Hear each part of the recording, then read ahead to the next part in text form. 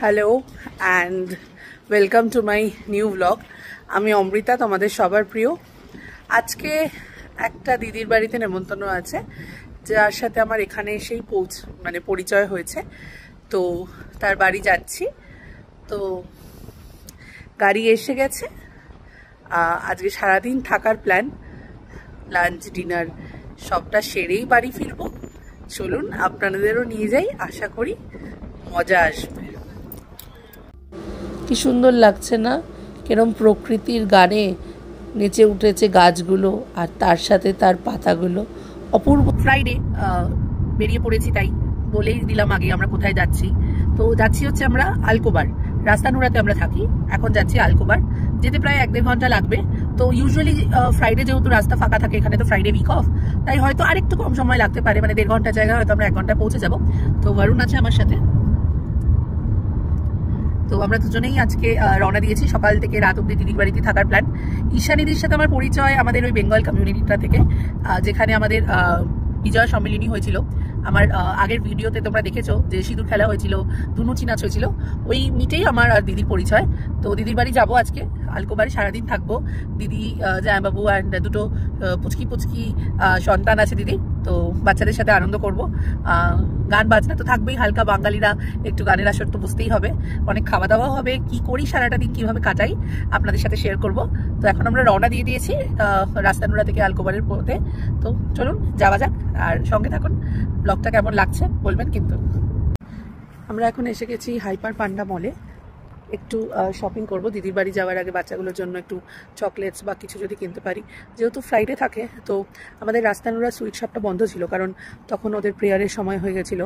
তো ওরা দোকান বন্ধটা ছিল, তাই আমরা কিছু কেনাকাটি করতে পারিনি। এখন এই যে হাইপার পান্ডা মার্কেটে এসছি। তো চলুন যাওয়া যাক, দেখি কিছু যদি নেওয়া যায় বাচ্চাগুলোর জন্য।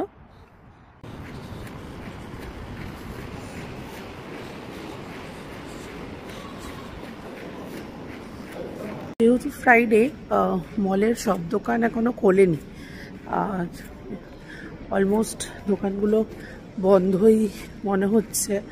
দেখি কি পাওয়া যায়।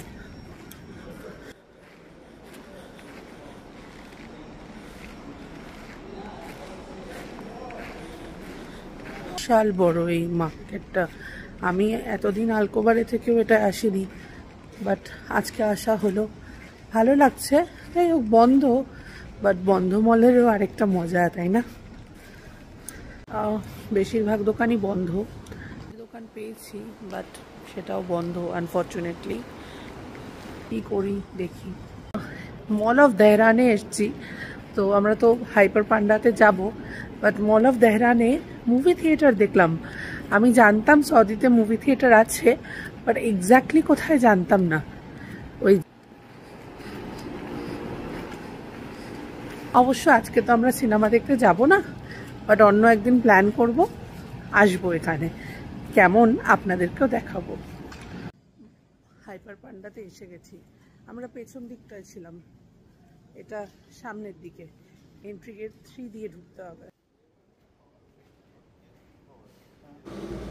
হাইপার পান্ডাতে ঢোকা মাত্রই আমি খুঁজছিলাম গিফটের সেকশনটা, প্লাস চকলেট বা যদি একটু ডেটস, ফ্রুট অ্যান্ড নাটস পাওয়া যায়, বা ড্রাই ফ্রুটস, কুকিজ এরকম খুঁজছিলাম। তো প্রথমেই চোখে পড়লো ইলেকট্রনিক সেকশনটা, ভালোই অফার চলছিল দেখলাম। তারপর দেখতে দেখতে আমরা পেয়ে গেছিলাম চকলেট কাউন্টারটা। ওখান থেকে একটু বাটার কুকিজ, একটু স্প্রিঙ্গলস আর এই ক্যাডবেরির বড় প্যাকটা নিয়ে নিয়েছিলাম। হয়ে গেছে কেনাকাটি, একটু চিপস, একটু চকলেটস বাচ্চাগুলোর জন্য, একটু চকো কুকিজ এইসব নিলাম। এই যে এই ব্যাগটাও নিলাম, কি সুন্দর লাগছে না? এরকম কি কোনো হাইপার পান্ডা বা কোনো প্যাকেটে দেওয়া যায়? ভালো লাগে না দেখতে, তাই গিফট র্যাপিং তো করার সময় নেই, তাই এই প্যাকেটটা নিলাম। আমার এরকম প্যাকেট বেশ লাগে, আপনাদের কার কার ভালো লাগে? চলুন, আর হয়তো মিনিট 15-20 দিদির বাড়ি পৌঁছে যাব। তারপরে দিদির বাড়িতে গিয়ে দেখা করছি আপনাদের সাথে।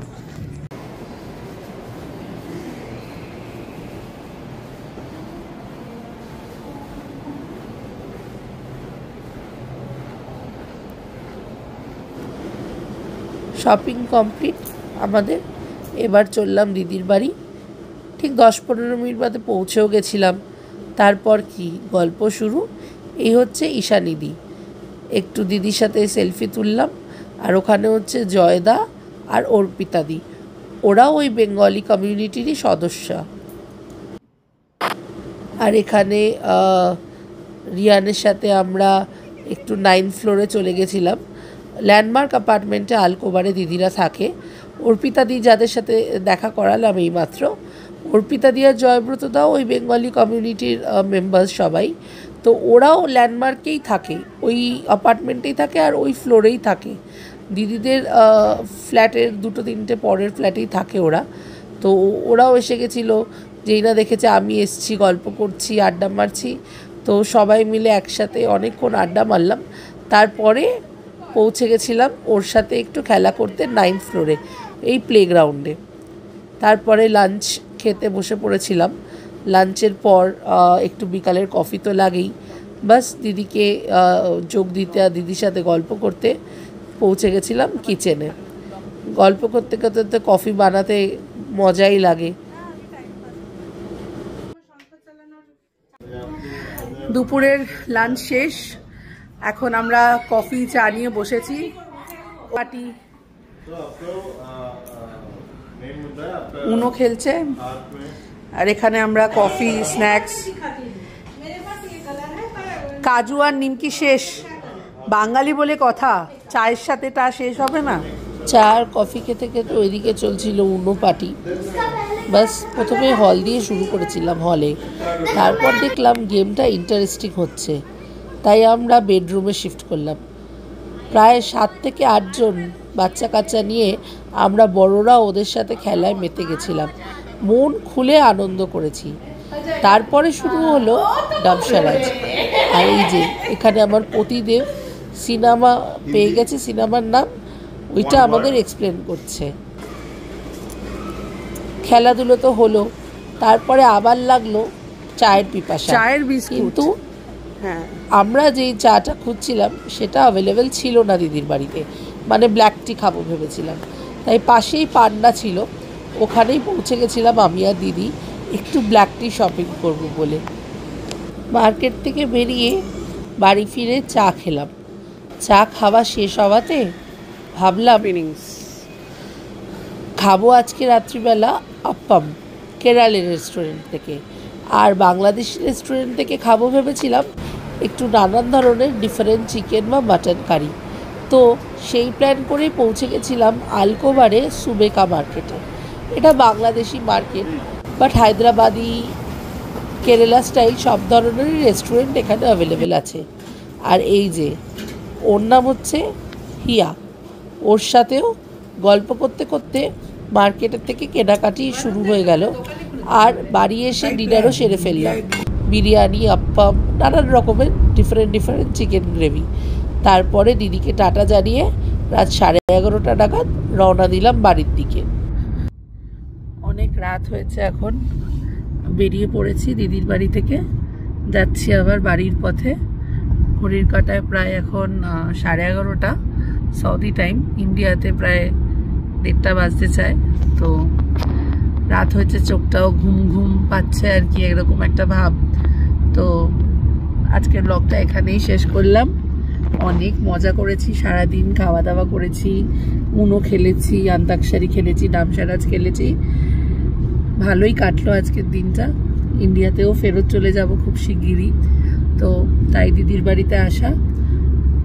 কষ্টের সাথে টাটা করলাম, বললাম আবার আসবো পরের বছর, কারণ ডিসেম্বরের তো আর 1 মাসই বাকি।